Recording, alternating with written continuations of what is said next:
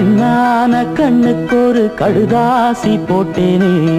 சபாஷ் சபாஷ். ஏட்ட பிரிச்சு ஏன் பாட்ட படிச்சு ஏந்திக் கொள்ளம்மா என்ன தாங்கிக் கொள்ளம்மா.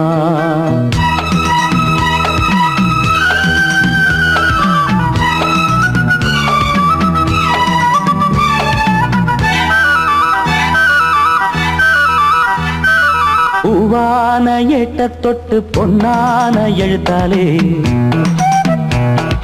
கண்ணான கண்ணுக்கு ஒரு கடுதாசி போட்டேனே.